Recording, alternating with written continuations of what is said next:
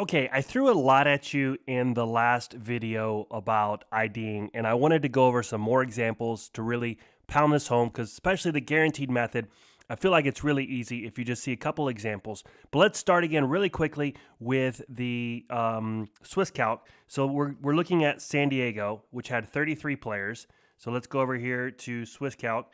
Let's key in 33 players, enable intentional draws, 10% tie rate, and we see that the we're looking for top 8 here. So it looks like with this few players, 13 is like guaranteed because it's so far below 8. I feel really good about 13 being guaranteed, and it looks like at least potentially one player could bubble in at 12. It could be a clean cut at 12, or one player could bubble in. So basically, when we're going into that last round, all we really need to do is consider 12 and above. 11 is probably not going to get in.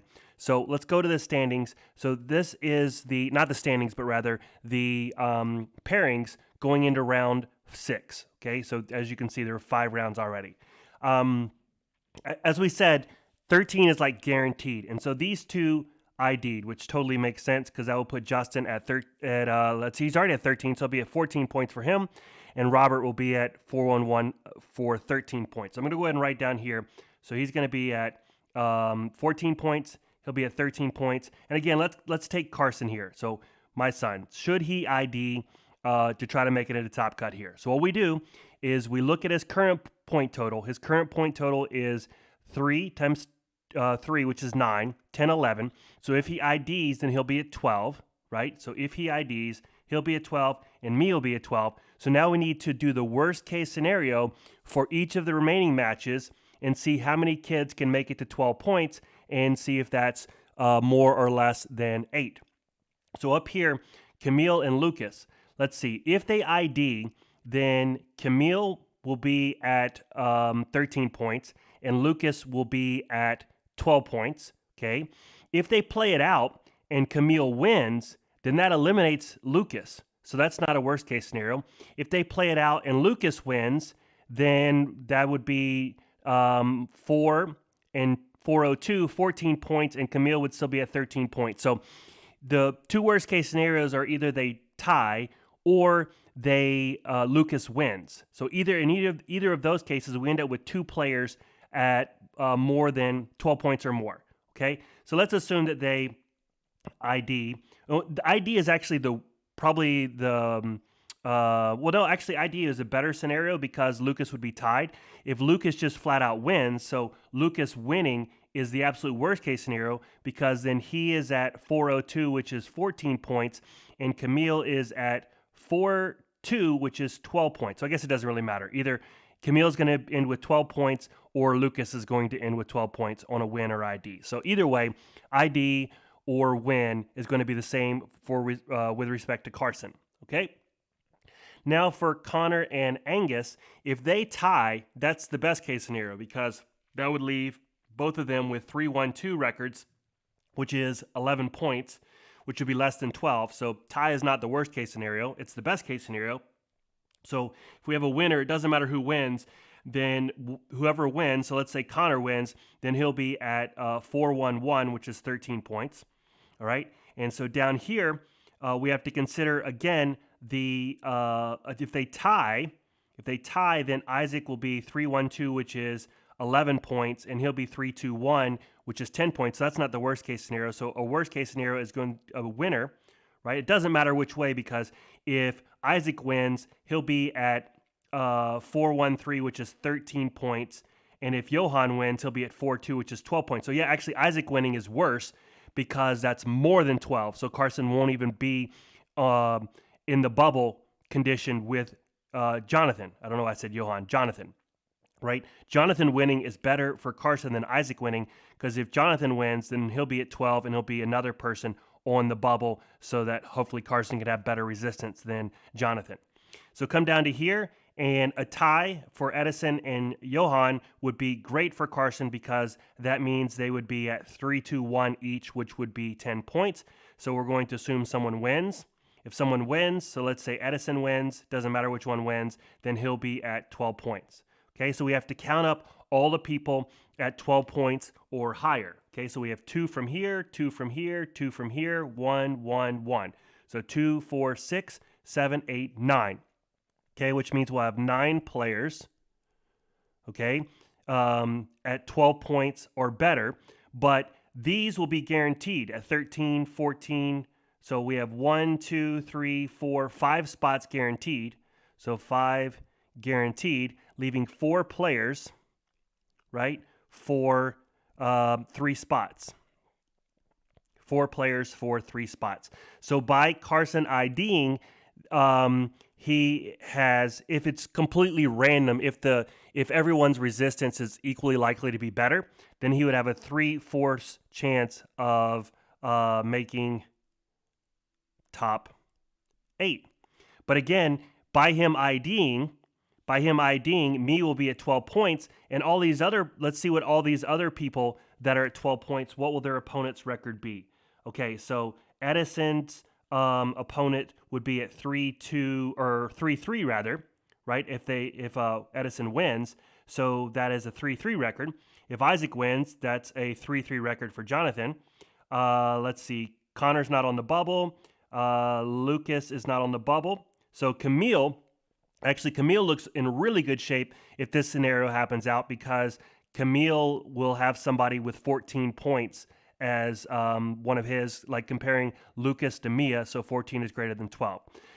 So this is a slightly risky ID because there is a 3/4 chance, only a 3/4 chance, or probably greater because his resistance with Mia going at 12 points is probably better, but it's not guaranteed for sure. Now, certain scenarios could play out where it would end up being guaranteed. Remember, all 3 of these had to result in a winner. Otherwise, he's in for certain. So if any one of these 3 matches ties, then he's in for certain. So for example, so let's do this for a green for a best case scenario. For example, if Connor and Angus tie instead of win, then Connor is no longer at 13 points. He's at 3-1-2, which is 9, 10, 11. And he's at 3-1-2, which is 11. And now we only have 1, 2, 3, 4, 5, 6, 7, 8 people at 12 points or higher. And this is actually what happened. Connor and Angus tied, and so all these other people got in because this match tied. And so if this match ties, or this match ties, or this match ties, actually any one of these 3 match tying gets Carson in, right? And so if these people are playing it out naturally and one of these comes to a draw, which I think out of 3 matches is not too unlikely, then Carson's in for certain. So even if the worst case scenario happens, he has a 3/4 chance of making it. And if one of these other scenarios happens, then he's in for certain. So I think this is an example of a case where it's not a guaranteed IDN, but I think it makes sense. So let's go to, just doing the last 3 regionals. So the regional before San Diego was Daytona, and I believe there were 40 players. So let's go back to our Swiss Calc player to get an idea of where the bubble is going to happen. So let's key in 40 here and do show standings. Okay, and we'll scroll down. And again, we're looking for a top 8 here. So it looks like, it looks like there's probably going to be a bubble because we have 6.899 at 13 points. So again, it looks like 13 points is guaranteed, and the bubble is going to be at 12. So let's take a look here at Daytona. We won't use Carson this time because we know that 401 is safe to ID, and Camille is definitely safe to ID here. Based on the RK9 Labs, I feel really confident that Camille is safe to ID here because the bubble will probably be at 12, and this gets him at 13. And by him IDing, he's giving Carson 12, 13, 14 points. So his resistance is probably going to be pretty good as well. So let's look at a more interesting one. Let's look at someone like Beckham. Let's see if Beckham can safely 100% ID in, is the first question. And if he can't 100% ID in, does it make sense for him to ID in? Like, how risky is it for him to try to ID in? So pause the video here and try to figure this out for yourself. Okay, well, hopefully some of you tried this.